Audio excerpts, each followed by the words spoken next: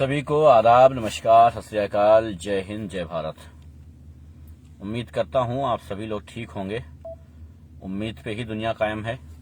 उम्मीद रखता हूं कि आप लोग ठीक होंगे। बहरहाल ये लाइव, जैसा कि मैंने पहले बता दिया था, कि आप लोगों के लिए है। जो कल चुनाव भी है उस पर भी, और साथ ही साथ यूक्रेन में फंसे छात्र, यूक्रेन में जो छात्र फंसे हुए हैं उन पर भी हमारी टिप्पणी जरूरी है। क्योंकि उन छात्रों का सुनने वाला कोई नहीं है। फिलहाल उन छात्रों को सुनने वाला कोई नहीं है। उन छात्रों की परेशानियों को सुनने वाला कोई नहीं है। उन छात्रों की बातों को सुनने वाला कोई नहीं है। और ये सब कुछ इसलिए हुआ है क्योंकि आप सब ने एक बेहतरीन पार्टी की सरकार बनाई है। एक बेहतरीन पार्टी की सरकार बनाई है। आप लोगों ने जिस तरीके से काम किया है पिछले कुछ सालों में, जिन राजनीतिक पार्टियों को आप सत्ता में लाए हैं, वो सारी राजनीतिक पार्टियां आपको जिस तरीके से बेवकूफ बनाने का काम कर रही हैं, ये आप सबको पता है। जिस तरीके से आप लोगों की ऐसी की तैसी करने में लगी हैं, ये आप सबको पता है। बहरहाल यूक्रेन में फंसे छात्र, ये जिम्मेदारी किसकी है? लाना किसे चाहिए? न लाने की वजह क्या है? क्यों नहीं लाए जा रहे हैं? जो लाए गए हैं वो कौन हैं? वो कितनी तादाद में हैं? वो कितने लोग हैं? ये सब जानना जरूरी है। वालेकुम अस्सलाम भाई। इसलिए जानना जरूरी है क्योंकि आप अपने बच्चों को जब बाहर विदेश भेजते हैं पढ़ाई के लिए, तो क्या उम्मीद रखते हैं अपनी गवर्नमेंट से, ये भी बताना इंपॉर्टेंट है।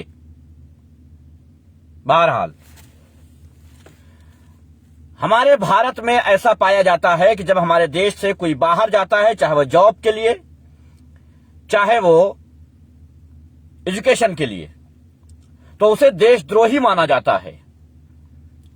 उसे देश में ना रहने वाला, उसे देश को जलील करने वाला छात्र, या उसे देश को जलील करने वाला युवा माना जाता है। ये कहा जाता है कि क्या हमारे देश में ऐसा कोई काम नहीं था जो तुम कर सको? तुम बाहर गए हो, हमारे मुल्क को तुमने बदनाम किया है। विदेश में जाकर के अपने झंडे, अपने भारत के झंडे गाड़ने वाले नौजवानों को देशद्रोही कहा जाता है। वालेकुम अस्सलाम भाई। देशद्रोही कहा जाता है भारत से बाहर जाने वाले उन नौजवानों को जो देश के बाहर जाकर के कोई काम करते हैं, अपने देश का झंडा विदेशों में गाड़ते हैं। लेकिन क्यों जाते हैं यह जानना जरूरी है। क्यों जाना पड़ता है यह जरूरी है। भारत में 28,000 पर एक डॉक्टर था 2014 में। चूंकि बात किया है बिट्टू भाई ने मेडिकल की, तो बायोमेडिकल पे ही आ जाता हूं। मेडिकल की पढ़ाई 4 गुनी कर दी गई, वो और बड़ी बात है। लेकिन 28,000 पे 2014 में डॉक्टर था एक।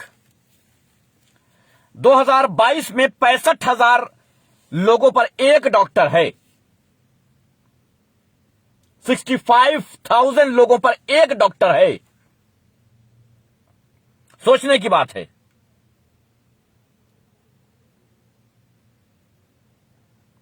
भारत में किसी तरीके की कोई सुविधा नहीं मिलती है।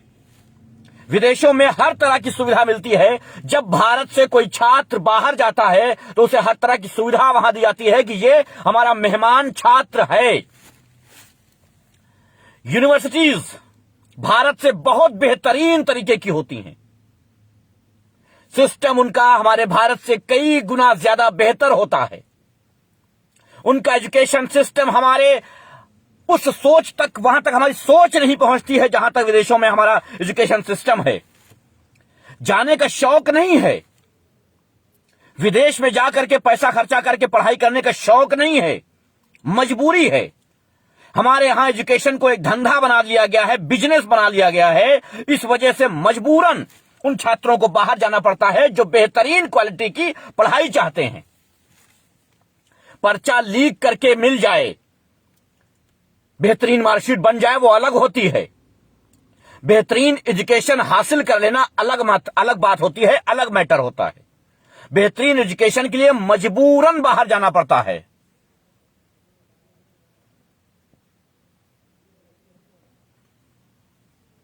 लेकिन हमारे देश में ऐसा कुछ नहीं है।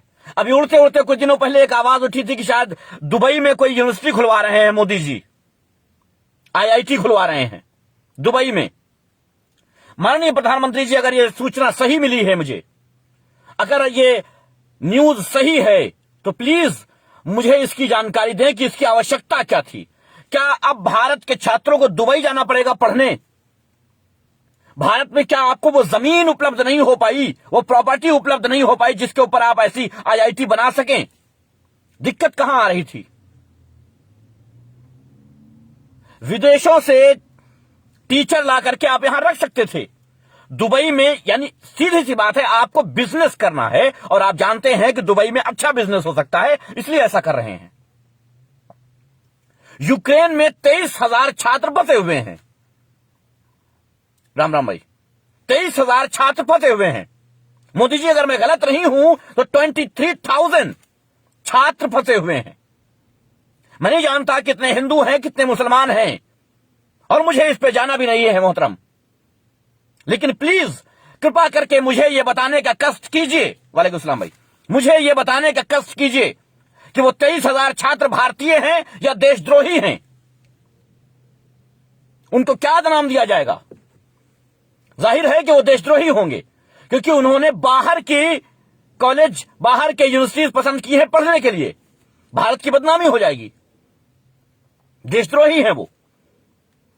भारत में एक सरकारी फ्लाइट नहीं है जिस फ्लाइट से उन्हें लाया जा सके। जंग का माहौल देखते ही एयर इंडिया ने अपने प्राइस बढ़ा दिए हैं।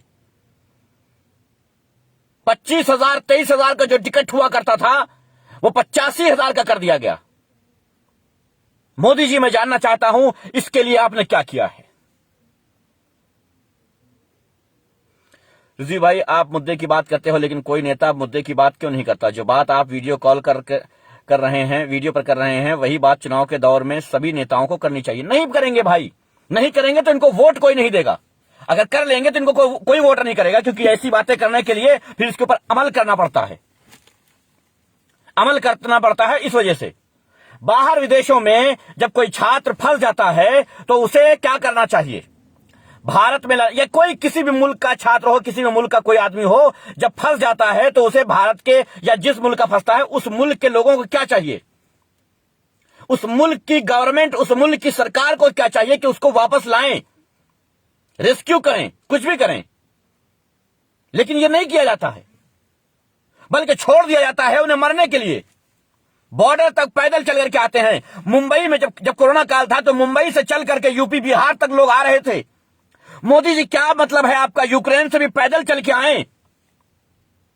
क्या चाहते हैं आप? इस देश की धज्जियां तो आपने पहले ही उड़ा रखी हैं। इस देश में हिंदू मुस्लिम की जंग तो आपने पहले ही तैयार कर रखी है। अब क्या चाहते हैं कि ये छात्र मर जाएं? ये मैं नहीं कह रहा हूं मोदी जी, ये छात्र खुद कह रहे हैं। एक वीडियो वायरल हुई है, आप लोग जानते होंगे। एक वीडियो वायरल हुई है, आप सबको पता होगा कि वो छात्र रो करके कह रहा है कि मैं 10 घंटे से बॉर्डर के पास बैठा हुआ हूं, मुझे कोई सुविधा नहीं मिली है। बहुत सारी वीडियो आई हैं। एम्बेसीज ने फोन उठाना बंद कर दिया है। छात्रों ने हाथ जोड़कर कहा है कि मुझे एम्बेसी के अंदर छुपा लिया जाए, वो भी नहीं हो पाया है अभी आपकी एम्बेसी से। और मैं जीता जाता, बिल्कुल जीता हुआ, जागता हुआ, सांस लेता हुआ सबूत हूं कि एम्बेसीज नहीं सुनती हैं। एम्बेसीज नहीं सुनती हैं। सुषमा स्वराज एक ऐसी मंत्री बंदी थी वो, जिसने हमें यह बताया था कि विदेश मंत्रालय कुछ होता है। एम्बेसी सुनती थी उस दौर में। उनकी आत्मा को भगवान शांति दे। सुषमा स्वराज जैसा इंसान मैंने कभी नहीं देखा। जमाने से 2011 से मैं विदेश का अगर एक्सपीरियंस कहा जाए तो 2011 से मुझे विदेश का एक्सपीरियंस रहा है, लेकिन मैंने सिर्फ और सिर्फ सुषमा स्वराज के काल में देखा है कि विदेश मंत्रालय कुछ होता है। अगर आज सुषमा स्वराज होती और विदेश मंत्रालय उनके पास होता, काश कि ये होता, तो आज हमारे छात्र इस तरीके से रो नहीं रहे होते, तड़प नहीं रहे होते। मोदी जी, शर्म आनी चाहिए आपको, शर्म आनी चाहिए आपको कि आपका नागरिक, आपके देश का नागरिक दूसरे देशों में बैठकर खून के आंसू रो रहा है और ये कह रहा है कि मुझे मर जाना चाहिए, मैं मर जाना चाहता हूं। शर्म आनी चाहिए आपको। इससे पहले भी सऊदी अरब में जब जंग छिड़ी थी, कई भारतीयों को गोली लग गई थी, मर गए थे, उनकी लाशों को उठाने वाला कोई नहीं था। सुषमा स्वराज के जरिए उनकी बॉडीज को घर तक पहुंचाने का काम हमने किया था। मैं सुषमा स्वराज को सल्यूट करता हूं, उस बंदी को, भगवान उसकी आत्मा को शांति दें, जिनकी बदौलत मैंने कई भारतीयों की लाशें भारत भिजवा दी थी, क्योंकि उनके मां बाप तड़प तड़प के मर रहे थे और उनकी बॉडी घर तक नहीं पहुंच पा रही थी। मैं क्या उम्मीद रखूं आपसे कि आप जिंदा लोगों को घर तक पहुंचाएंगे? नहीं पहुंचा सकते आप। इन सब चीजों के लिए पैसा चाहिए, और पैसा तो हमारे भारत की सरकार के पास है ही नहीं, क्योंकि यूपी में चुनाव चल रहा है, अभी पैसा खर्च करना है उसमें। विधायकों के जीतने के बाद सरकार बनाने के लिए 100-100 करोड़ के, 200-200 करोड़ के विधायक खरीदने हैं। अभी अमित शाह निकल पड़ेंगे, गृह मंत्री हैं वो, अभी निकल पड़ेंगे अपना बोरा बिस्तरा लेकर के विधायकों को खरीदने। छात्रों को लाने की औकात नहीं है आपकी, मार दीजिए आप उनको। आप क्यों नहीं कहते हैं कि जो लोग देश के बाहर हैं वो वही सुसाइड करके मर जाएं? आप क्यों नहीं कहते हैं कि जो लोग देश के बाहर हैं उन्हें भारत आने की कोई आवश्यकता नहीं है? बिल्कुल सोनू सूद जैसे लोग कर रहे होंगे, भगवंत मान और सोनू सूद, हां मुमकिन है कर रहे होंगे। सबसे बड़ी प्रॉब्लम अगर है, आप कल चुनाव है बहुत सारी जगह, मैं आप लोगों से हाथ जोड़कर कहता हूं कि यह धर्म घर में छोड़ के आना। अगर अपने बच्चों का भविष्य चाहते हो तो ये जाति धर्म अपने घर के ताले के अंदर बंद करके आना, और इस सरकार को वो हाल करना कि ये खून के आंसू रोएं। इस सरकार को उखाड़ के फेंक देना चाहिए, जो आपके किसी काम की नहीं है। यार, इनको वोट करने वालों क्यों नहीं समझते हो तुम इस बात को? कोई एक मामला मुझे यह बता दो जिसमें मैं इनका समर्थन कर दूं, मैं इनके साथ आवाज से आवाज मिला लूं। कोई एक बात बता दो। बेशक ये मामला सरकार के बिना मुमकिन नहीं है, ये विदेश का मामला है, ये सरकार के बिना बिल्कुल मुमकिन नहीं है। और मैं किन से उम्मीद रख रहा हूं? मोदी जी, अगर आप होश में हैं तो मेरी बात सुन लीजिएगा। सऊदी अरब के एम्बेसी में आपका भारत का झंडा लगा हुआ है। आपका भारत इसलिए कह रहा हूं क्योंकि 2014 के बाद वो आपका भारत हो गया है, जो आपके हिसाब से चलता है बस, और वो झंडा खत्म हो चुका है। झंडे का कलर उड़ चुका है, पहचान में नहीं आ रहा है किस कंट्री का झंडा है। एम्बेसी की बात कर रहा हूं मोहतरम, रियाद एम्बेसी की। जो भी नए एम्बेसडर हो मेरी बात सुन ले। जावेद अहमद एम्बेसडर थे पहले, अब कोई नया आया है जिससे मेरा कोई ताल्लुक नहीं है। मैंने कोई बात नहीं की, मैंने कोई वार्ता नहीं की अभी तक, उनसे कोई मेरा काम नहीं आया, काम होगा भी नहीं। क्यों नहीं होगा? क्योंकि मुझे उम्मीद है कि काम मिलेगा, मैं करवा ही नहीं पाऊंगा उनसे। क्योंकि जावेद अहमद की जहां तक बात थी, वो एक ईमानदार बंदा था और सुषमा स्वराज का प्रेशर था, इस वजह से सब काम को अंजाम दिया गया था, वरना नहीं दे पाता मैं। सुषमा स्वराज ने पर्सनली मेल करके यह कह दिया था कि एहतिशाम रिजवी जिस काम को कहें उस काम को अंजाम तक पहुंचाना आपकी जिम्मेदारी है, तब जाकर के मेरा काम सुना गया था। वरना लाश पड़ी हुई थी मोहतरम, कोई उठाने वाला नहीं था। आपकी ही सरकार की बात कर रहा हूं, कोई छूने वाला नहीं था उस लाश को। आपको शर्म आनी चाहिए कि आपके मुल्क के लोग कुत्तों की मौत मरते हैं विदेशों में, लेकिन आप कोई सांस तक नहीं लेते हैं। और आपको शर्म आनी चाहिए, इसलिए शर्म आनी चाहिए कि विदेश से कितना पैसा भारत को मिलता है आपको पता होना चाहिए। भारत की स्थिति सुधारने में सबसे ज्यादा भारत के प्रवासी लोग जो हैं, जो देश के बाहर हैं, उनका योगदान होता है, यह आपको समझ जाना चाहिए। हम देश में आप जो रोड बनाते हैं उन रोडों पर नहीं चलते हैं मोहतरम, याद रखना मैं जो कह रहा हूं। अगर किसी भारतीय को बुरा लग रहा है तो आकर के मेरे से दो टूक बात कर ले। जो आप रोड बनाते हैं उन रोडों पर हम नहीं चलते हैं, मगर टैक्स हम देते हैं उन रोडों का, उन रोडों का टैक्स हम देते हैं। आप जो स्कूल बनाते हैं उन स्कूलों में हम जलेबी लेने नहीं जाते हैं। जलेबी लेना इसलिए कह रहे हैं क्योंकि सरकारी स्कूल आज तक जलेबी पर ही टिका है। 15 अगस्त और 26 जनवरी में 2 किलो जलेबी ला करके बांट दो, बस हो गया ये स्कूल। लेकिन टैक्स हम देते हैं मोहतरम, टैक्स हम देते हैं। और यह भी बात सही है कि विदेश में जो रहता है उसके बच्चे सरकारी स्कूल में पढ़ते भी नहीं हैं, क्योंकि वो मेहनत करके इतना कमा लेता है कि वो प्राइवेट स्कूल में पढ़ा देता है। तो मोदी जी, आपके स्कूलों को भी हम यूज नहीं करते हैं। जो लोग यूक्रेन में फंसे हैं, जो छात्र यूक्रेन में फंसे हैं, वो भारत सरकार की जिम्मेदारी है। और ऐसी सरकार किस काम की जो किसी काम को अंजाम न दे पाए। शर्म आती है मुझे ये कहते हुए कि हमारी भारत सरकार जब भी कोई मामला आता है तो वो हट जाती है, दूर अपने आप को अलग कर लेती है। भारत में फंसे छात्र भारत के हैं, ये बात हमें समझ जानी चाहिए। ये बात हमें समझ जानी चाहिए कि ऐसे छात्रों को जो विदेश में पढ़ने जाते हैं, जिनको पढ़ने का शौक है, जो पढ़ना चाहते हैं, अगर वो बाहर जाकर के पढ़ रहे हैं तो हमारी यानी भारत सरकार की कुछ जिम्मेदारियां उनके प्रति बनती हैं। मोदी जी, आपको क्यों नहीं ये बात समझ में आ रही है कि एजुकेशन नाम की कोई चीज होती है? ये क्यों नहीं समझ पा रहे हैं? माना कि आप जाहिल हैं, गंवार हैं, ठीक है, आप गंवार हैं, मैं मानता हूं, बुरा मत मानना, आप गंवार हो, सच्चाई है इसमें, कोई दो राय नहीं। ये आपकी कही हुई बात मैं कह रहा हूं, एहतिशाम रजवी खुद से नहीं कह रहा है। ये आपने कहा है कि मैंने तो बस हाई स्कूल किया है। आप हाई स्कूल किए हो, ठीक है, जो बाहर पढ़ने जा रहे हैं उनको तो बचा लो कम से कम। पहले विश्व में कहीं भी संकट होता था तो वहां फंसे हुए भारतीयों को निकालने के लिए भारत की सरकार एयर इंडिया के जहाजों को भेजती थी, यानी मुफ्त सेवा, जो कि सरकार का कर्तव्य होता था। बेशक अगर सरकार ने एयर इंडिया सरकार ने अब एयर इंडिया भी बिक गया, तो यूक्रेन संकट के वक्त एयर इंडिया ने 3 उड़ानें भरी भारतीयों को निकालने के लिए, और इसके लिए यूक्रेन में रह रहे भारतीयों को 24,000 की जगह 70,000 रुपए किराया देना पड़ा। शायद इन यात्रियों में कुछ अंधभक्त भी होंगे जो निजीकरण के फायदे बताते होंगे, आ गए चपेट में। बेशक सही है, ये बेशक यही बात है। 20 लाख करोड़ रुपए की संसद भवन बनाने की क्या जरूरत थी? क्या करते हो वहां बैठ करके सिवाय पोर्न देखने का? और क्या करते हो वहां बैठ करके? घटिया कानून बनाने के अलावा और क्या करते हो? क्यों नहीं इस टाइम संसद भवन में, क्यों नहीं जाकर के वहां मीटिंग करके खुलेआम ये बोला जाता कि भाई सभी विपक्षी पार्टी आ जाए हमारे साथ, क्योंकि हमारे छात्र फंसे हुए हैं बाहर, हमारे 23,000 भारतीय फंसे हुए हैं बाहर, उनको निकालने के लिए हम क्या कर सकते हैं? आइए, स्वागत है, हर पार्टी को लोग आए और मुझे बात करें, डिस्कस करें इसके ऊपर, मुझे उनके निकालना है, और जरूरत भी नहीं इसकी भी। कोई गवर्नमेंट चाहे तो उसके लिए 23,000 लोग कोई बड़ी बात नहीं है। 23,000 लोग एक उंगली के नाखून के बराबर हैं। लेकिन जब आपको फुर्सत हो तब अयोध्या जाने के लिए आपके पास वक्त है, नौटंकी में जाकर के मुजरा करने का आपके पास वक्त है, झुंझुना बजाने का आपके पास वक्त है, गाय गोबर करने का आपके पास वक्त है।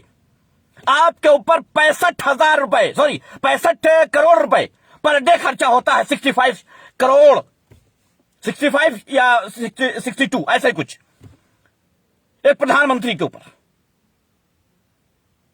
ये जो भी खर्चा होता है। आपने कभी सोचा है कि ये पैसा कहां से आता है? सोचने की जरूरत क्या है? आप क्यों कर सोचेंगे? क्योंकि आपने तो रिजर्व बैंक का रिजर्व पैसा जो था वो भी निकाल लिया है। और आपके अंधभक्त मीडिया कहती है कि साहब मोदी जी फोन करेंगे और ये जंग रुक जाएगी।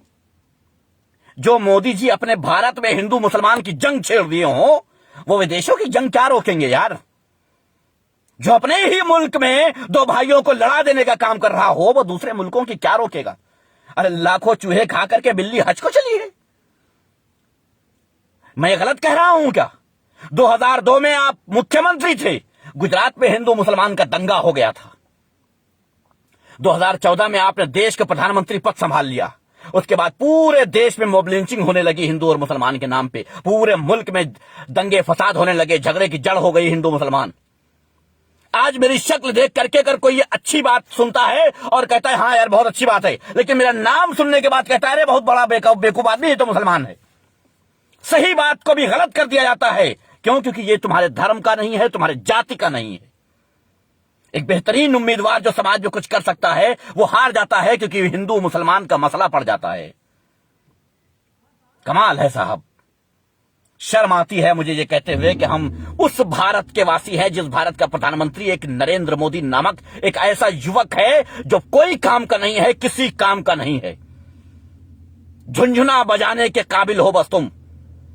दूसरे मुल्कों में जा करके दुनिया भर की नौटंकियां करे, कहीं जाके ढोल बजाना, कहीं उनके जैसे सींग वाले कपड़े पहन लेना। क्या कर क्या रहे हो आप? साबित क्या करना चाहते हो विदेशों में जाकर के? खैर मनाओ कि सऊदी अरब में कभी ऐसा काम नहीं हुआ है कि आप आओ और मैं वहां जाऊं, क्योंकि आप बड़ा अभिवादन करते हैं। मैं अभिवादन की जगह आपसे सवाल करता, आपका स्वागत नहीं करता कि आइए सरकार आप हमारे मुल्क में आए हैं, जिस मुल्क में मैं हूं उस मुल्क में आप आए हैं।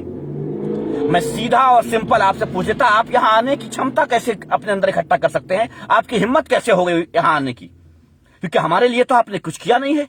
पाकिस्तान का प्रधानमंत्री इमरान खान बनने के बाद सबसे पहले उसने अगर कोई काम किया है तो सऊदी अरब में जितना उसका डिपार्टमेंट था विदेश मंत्रालय का, सब वापस बुला लिया, सारी एम्बेसीज के आदमियों को वापस बुला लिया और कहा कि ये सब इनकी शिकायतें मिलती हैं, ये चोरी करते हैं, विदेश में रहने वाले कामगारों से, मजदूरों से पैसा लेते हैं,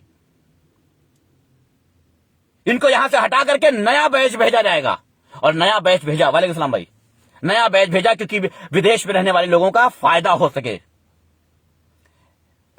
एयर इंडिया को भेज दिया, गलत किया। मोई के पास 8,000 करोड़ का जेट है, जेट ही भेज देते। मोई जी, ये जेट भी इस देश के लोगों के पैसे का ही है। बेशक असद कादरी भाई कह रहे हैं कि 8,000 करोड़ का जो आपने जेट रखा है अपने पास अय्याशियों के लिए, मैं सिंपल बोलता हूं यार, मैं डरता वरता नहीं हूं भाई, ये 8,000 करोड़ का जो आपने अय्याशी के लिए रख रखा है, किस दिन काम आएगा?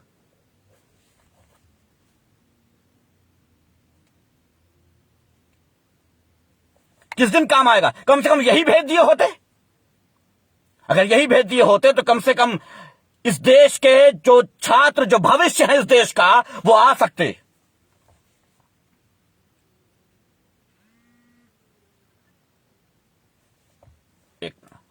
हेलो जी, आदाब राहुल भाई, कैसे हैं? वालेकुम सलाम भाई, कैसे हैं? बस बढ़िया। मैं राहुल भाई लाइव था यूक्रेन में जो छात्र फंसे हुए हैं उनके ऊपर। जी, तो अभी आपके पास समय है क्या कुछ? अच्छा अच्छा, तो ठीक है, मैं आपको 15 मिनट के अंदर कॉल करता हूं भाई। जी जी, बिल्कुल बिल्कुल बिल्कुल सर, बिल्कुल जी, थैंक यू भाई। ये हमारे राहुल भाई थे, जो सभी जानते हैं। राहुल भाई एक सोशल बेहतरीन एक्टिविस्ट हैं, बेहतरीन सोशल एक्टिविस्ट हैं। आज कहीं बाहर थे तो फोन अभी किया था, लेकिन बहरहाल वो हमेशा नहीं जुड़ पाएंगे, लेकिन फिर कभी ये आपको बताएंगे कि विदेश की स्थिति क्या है और हमारे देश की स्थिति क्या है। और सभी जानते हैं इस बात को कि हमारे देश की स्थिति हद से ज्यादा बदतर हो चुकी है। 8,000 करोड़ का एक जेट खरीद करके आप अय्याशियां कर सकते हैं, जबकि आप एक नॉर्मल एयर इंडिया से जा सकते थे। आपने टोटल बेचा कितने में एयर इंडिया और खरीदा कितने में? सोचा है आपने? पूरी एक एयरलाइंस बेच करके आपने एक जहाज खरीद लिया है अपने अय्याशियों के लिए। क्या फायदा है? लाखों करोड़ रुपया आप लेते हो विदेश में रहने वाले छात्रों से लेकर के विदेश में रहने वाले सभी इंसानों से, और उनके लिए करते क्या हो? जो इंसान देश में रहने वाले लोगों का नहीं कर सकता, वो विदेश में रहने वालों के लिए क्या कुछ करेगा? कुछ नहीं करेगा, कभी नहीं करेगा, कर ही नहीं सकता वो, क्योंकि उसके करने की चाहत नहीं है उसके अंदर, करने की आकांक्षा नहीं है उसके अंदर। और जब आकांक्षा ही नहीं है तो फिर कुछ हो ही नहीं सकता।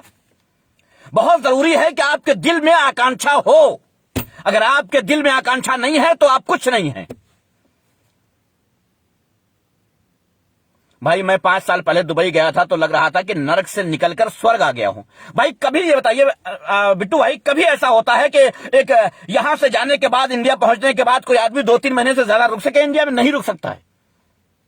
मैं ये नहीं कह रहा हूं कि बड़ा दिमाग खराब हो जाते हैं विदेश जाने के, नहीं, क्योंकि ये समझ में आ जाता है कि विदेश में क्या कुछ है जो भारत में हो सकता है मगर नहीं है। विदेश की कंट्रीज कहीं ऊपर वाले ने स्पेशल नहीं बनाई है। वहां के राजा महाराजाओं ने, वहां की गवर्नमेंट ने, वहां की सरकार ने, वहां की हुकूमत ने उन्हें बेहतरीन बनाया है। तो हमारे देश की सरकार क्यों नहीं बना सकती, जबकि हमारे पास उनसे 10 गुना पैसा ज्यादा है? या यूं कहा जाए कि पैसा था, अब वो पैसा मोदी जी के मशरूम के साथ अंदर चला गया है। यही तो सत्य है। और कल जहां जहां चुनाव है, एक बात याद रखना तुम लोग, ऐसे किसी गधे को वोट मत दे देना जो गधा सिर्फ तुम्हारे दरवाजे खड़े होकर के सीपों सीपों करता रहे। किसी इंसान को जिता देना जो तुम्हारे छात्र जब विदेशों में फंस जाएं तो वो कम से कम मुख्यमंत्री से बात कर सके कि भाई प्रधानमंत्री से बात करो, कम से कम इतना कर सके। लेकिन नहीं, आप लोगों को तो जाति और धर्म पर काम करना है, जाति और धर्म पर वोट करना है। रो रहे हैं छात्र, आपको क्या करना? अंधभक्त भी मुझे उसी में मौजूद है, अच्छी बात है। आपको भी अच्छी बात इसलिए कह रहा हूं कि आपको भी पता होना चाहिए कि जब कोई इंसान कहता है कि यह चीज गलत है तो समझ में क्यों नहीं आता तुम्हारे? आपके समझ में नहीं आता है। लेकिन क्या करें साहब, आप इस बात को समझेंगे ही नहीं। क्यों नहीं समझेंगे? क्योंकि आपके ऊपर धर्म नाम का एक चश्मा लग गया है, आप अंधे हो गए हो। मैं उस दर्द को महसूस कर सकता हूं, मैं उस तकलीफ को महसूस कर सकता हूं। इसलिए कर सकता हूं क्योंकि जब आपके पास ऑक्सीजन नहीं था तब भी मैं इन तकलीफों को महसूस कर रहा था। आपको पता होगा, जब आपके बच्चे भूख से तड़प रहे थे तब भी मैंने इसको एहसास किया था। तब भी मैंने एहसास किया था, जब आपकी लाशें कुत्ते नोच रही थी तब भी मैंने इसको एहसास किया था। लेकिन आप भारत में रहने के बावजूद इन चीजों का एहसास अपने दिल में पैदा नहीं कर पा रहे हैं। क्या करें साहब? सोचना चाहिए आपको, समझना चाहिए आपको कि आप किस नर्क में जी रहे हैं। ज्यादा लंबा ये वीडियो ना करते हुए मैं सभी भारतीयों से एक अपील करता हूं कि किसी गधे को प्रधानमंत्री, मुख्यमंत्री, विधायक, प्रधान और सांसद कुछ मत बना दिया करो। किसी गधे को, इंसानों को पहचानना सीख लो, नहीं तो कहीं के नहीं बचोगे। नंबर सबका आएगा।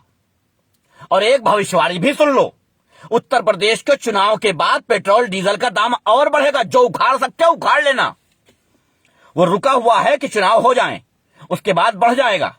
जो कर सकते हो कर लो, जो बन सके तुमसे कर लो, ठीक है? याद रखना, ये किसानों का बिल जो वापस लिया गया है, ये मत भूल जाना कि दोबारा नहीं आएगा। होश में रहना आपने। इसको दूसरी तरीके से लागू करके तुम्हारे ऊपर सवार फिर किया जाएगा। और तो और अभी और बहुत सारे कानून बाकी हैं तुम्हारे ऊपर लादने के लिए। ऐसे ऐसे कानून आएंगे कि तुम्हारा जीना हराम हो जाएगा। तुम जीने को ही जिंदगी समझ बैठोगे, जीने को ही विकास समझ बैठोगे। तुम समझोगे हम जिंदा है, अरे सांस चल रही, वाह वाह क्या विकास हुआ है मोदी जी, हम तो जिंदा बच गए। ये समझोगे तुम। ये याद रखना, ये याद रखना। बेशक भाई, मैं अंधों के आईनों में, अंधों के शहरों में आईना बेच रहा हूं, बेशक मैं इस बात को समझ सकता हूं।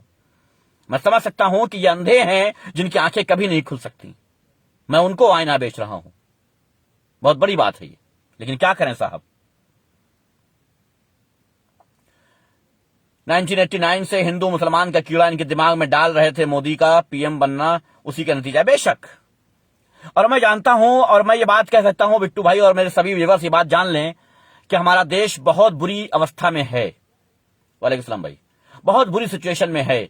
लगता है आपके आसपास आपको लगता होगा ठीक ठाक चल रहा है सब कुछ, अब लोग मस्त हैं, अपने में खा रहे हैं, पका रहे हैं, आराम से जी रहे। नहीं, आप समझ नहीं रहे हैं, आप समझ नहीं रहे हैं। 2 वक्त की रोटी खा लेना विकास नहीं होता है, 2 वक्त की रोटी खा लेना जिंदगी नहीं होता है। जिंदगी कुछ और होती है, जिंदगी कुछ और होती है। कभी जिए हो इस तरह खुल के, आज जैसे जी रहे हो कभी ऐसे जिए थे, बगैर ऑक्सीजन के तुम्हारे बाप तड़प के मर जाएं, भूख से तुम्हारे बच्चे तड़प के मर जाएं, तुम्हारे परिवार वालों की लाशों को कुत्ते घसीटें, कभी ऐसी जिंदगी जिए थे? अगर नहीं जिए थे तो मुबारक है तुमको ये जिंदगी। हम कल भी आवाज उठाते थे, आज भी आवाज उठाएंगे। हम इन छात्रों का इस कदर रोना नहीं देख सकते, हम इन मजलूमों का इस कदर परेशान होना नहीं देख सकते, इसलिए हमारा बोलना जरूरी हो जाता है। हम बोलते इसलिए हैं क्योंकि हम जिंदा हैं। जो लोग मुर्दा हैं, जो मर चुके हैं, उन्हें बोलने की कोई आवश्यकता नहीं है, उन्हें बोलने की कोई आवश्यकता नहीं है। मैं वीडियो सुना देता हूं, सुन लेना। हम 10 घंटे से अभी इंतजार कर रहे हैं इस बॉर्डर पे, लेकिन हमें कोई नहीं निकाला है। कोई ऑफिशियल, कोई भी ऑफिशियल हमसे कांटेक्ट नहीं किया। कितना संभाले अपने जूनियर्स को, संभालते संभालते अब कितना संभाले। दोपहर के 2 बजे कल से निकले हैं, अभी तक कोई कांटेक्ट नहीं हुआ। इससे अच्छा तो साला मर जाते हैं हम लोग। वहीं कोई आके मिसाइल मार देता, हमें कोई माँ बाप ही नहीं है यहाँ पे, कोई पूछने वाला ही नहीं है। सिर्फ बातें हो रही है कि हाँ आपके लिए ऑफिसर खड़े हैं। कौन ऑफिसर खड़ा है? कोई नहीं खड़ा है यहाँ पे। कैसे निकलेंगे हम?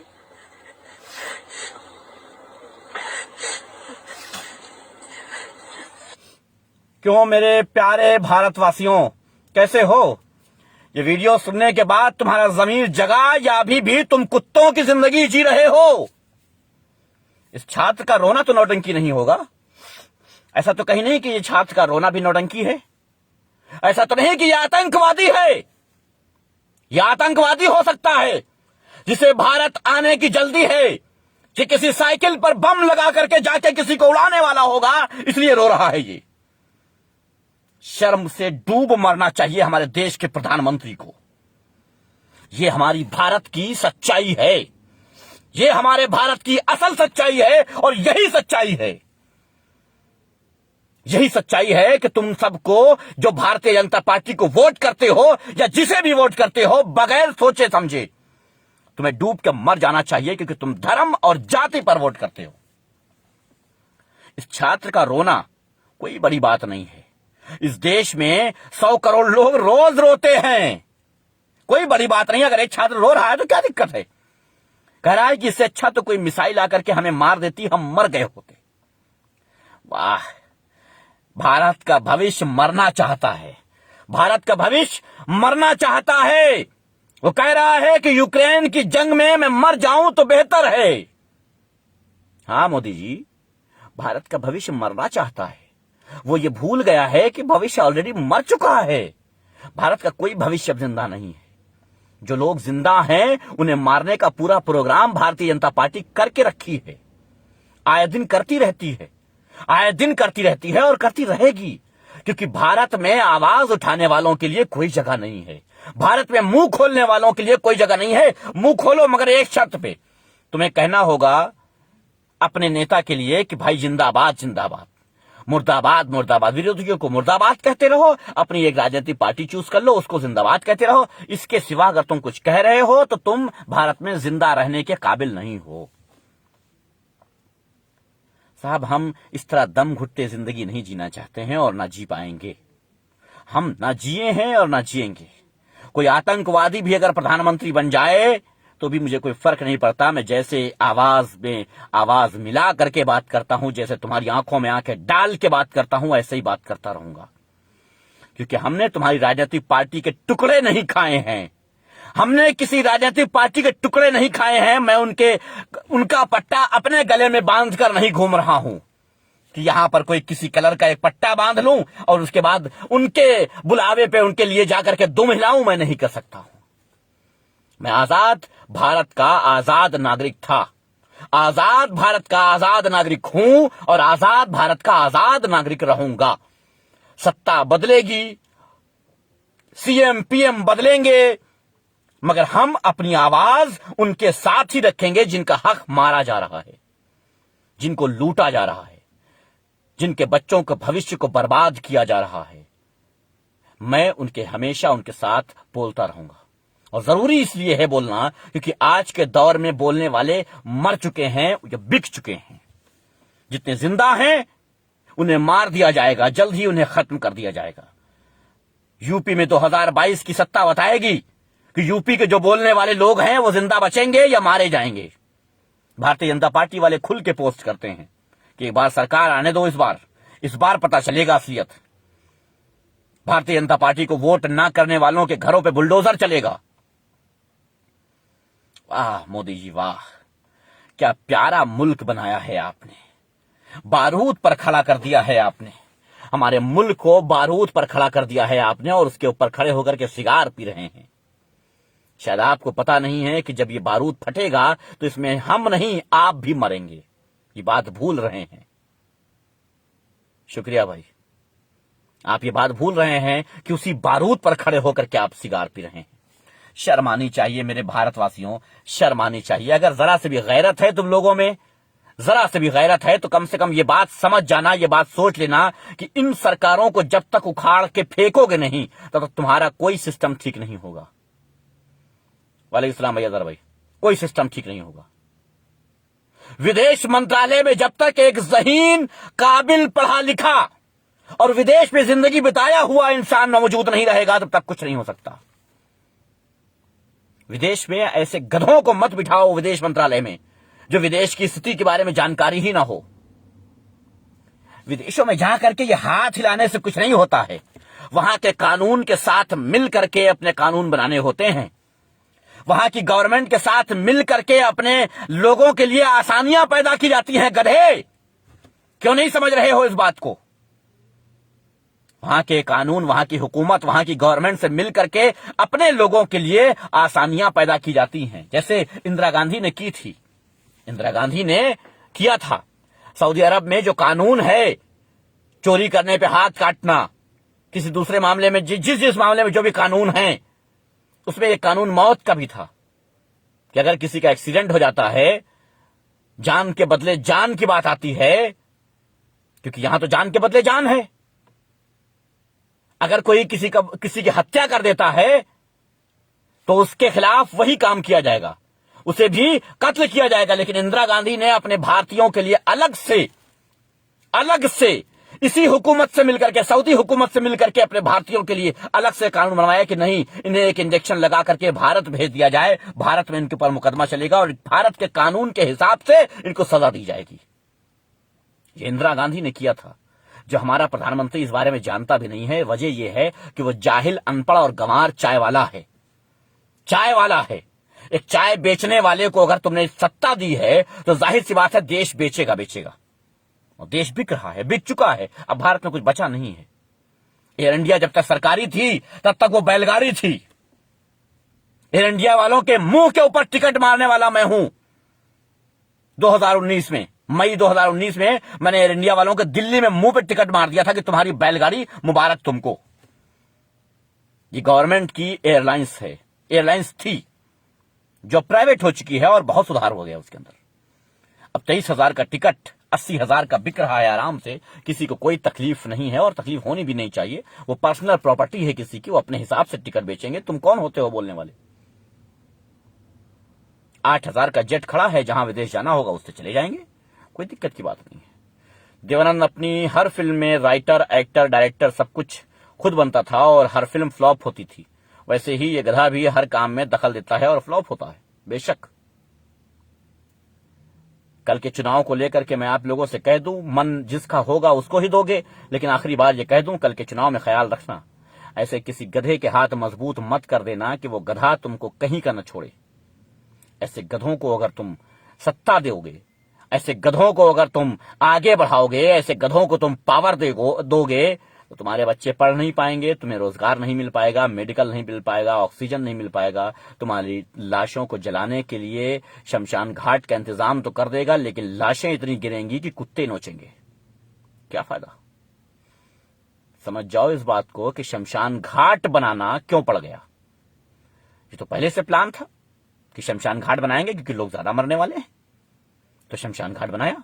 अगर मुझे आशंका है, मैं देश का प्रधानमंत्री हूं, मुझे आशंका है कि आने वाली जो पीढ़ी है उसे पढ़ने की आवश्यकता है तो मैं कॉलेज बनाऊंगा। आने वाली पीढ़ी जो है उसे रोजगार की आवश्यकता है तो मैं रोजगार पैदा करूंगा, फैक्ट्रियां डालूंगा। लेकिन जब पता है कि आने वाली पीढ़ी सिर्फ मरना चाहती है और मरेगी, आने वाली पीढ़ी सिर्फ मरेगी, तो जाहिर सी बात है शमशान और कब्रिस्तान की बात ही करेगा। आप सबको आपका प्रधानमंत्री मुबारक। मैं पहले भी कहता रहा हूं और आज भी कह रहा हूं कि ऐसे प्रधानमंत्री को मैं प्रधानमंत्री नहीं मानता।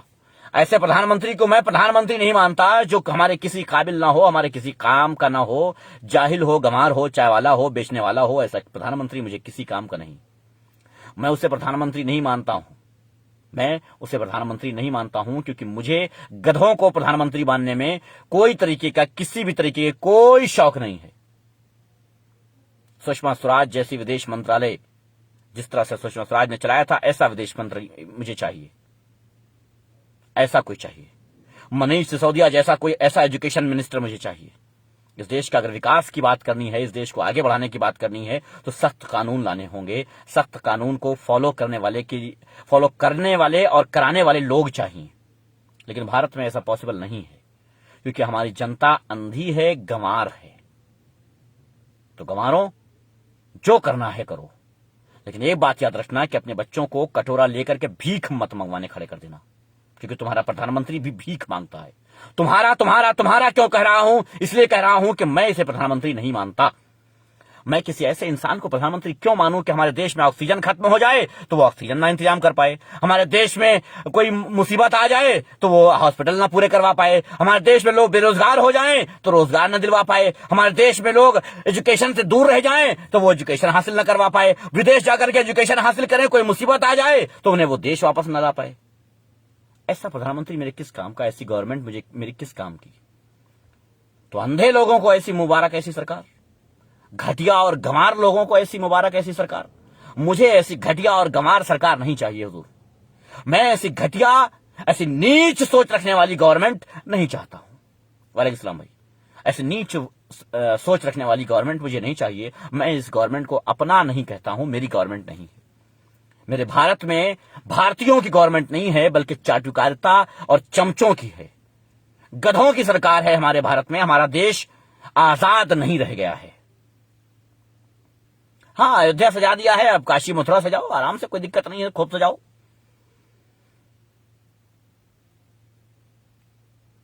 कभी कभी शर्म आती है मुझे, कभी कभी क्या अक्सर आती है, और उत्तर प्रदेश वासियों पे और ज्यादा शर्म आती है।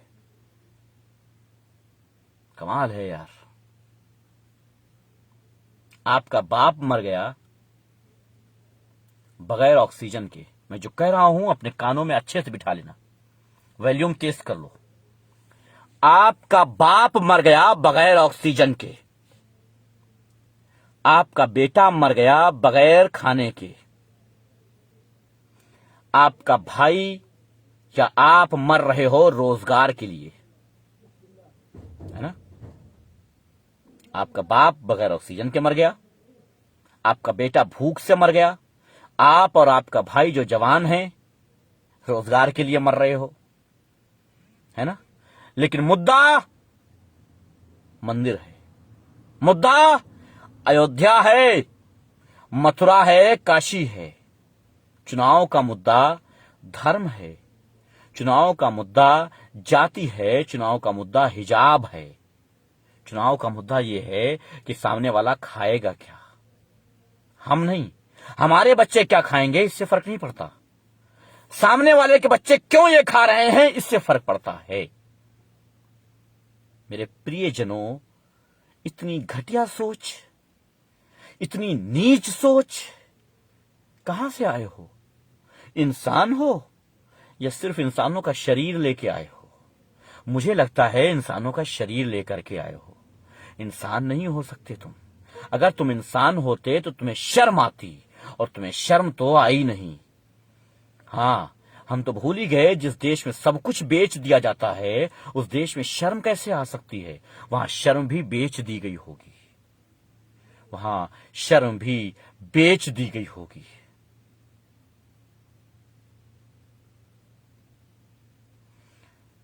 अमजद खान पठान कर रहे हैं, आपकी बात से सहमत हैं भाई, कल मुझे फोन करें 2 बजे।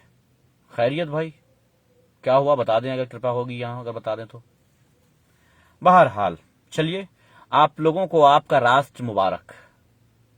वो दिन दूर नहीं जब भारत से बाहर रहने वाले लोग हाथ उठा लेंगे और कहेंगे कि हम इस देश में आ नहीं सकते, हम इस देश में रहना नहीं चाहते हैं। यह रिकॉर्ड है कि 2014 के बाद से अब तक सबसे ज्यादा भारतीयों ने देश छोड़ा है। प्रधानमंत्री जी ऐसा ना करें कि हमारा मुल्क कहीं का ना बचे। इस बात पे मैं हंसूं या रोऊं, हमारे देश की वो हालत हो गई है कि हम ये नहीं कह सकते कि प्राउड टू बी इंडियन। शर्म आती है ये कहते हुए कि हम भारतीय हैं, शर्म आती है। इसके ऊपर राष्ट्रद्रोह का मुकदमा तो बनता है मोदी जी, हम पर राष्ट्रद्रोह का मुकदमा बनता है, बनवा दीजिएगा। लेकिन याद रखिएगा, आपको इस देश की गधी जनता तो माफ कर सकती है, लेकिन आपका ज़मीर आपको निचोड़ लेगा। कब्रिस्तान में आप जाओगे नहीं, लेकिन शमशान में पहुंचने के बाद, जलाने के बाद एक बार आपसे आपका भगवान जरूर कहेगा कि कितने नीच रहे हो तुम, सब कुछ तबाह कर दिया। कितनी घटिया सोच थी तुम्हारी कि 100 करोड़ से ज्यादा लोगों को कहीं का नहीं छोड़ा तुमने।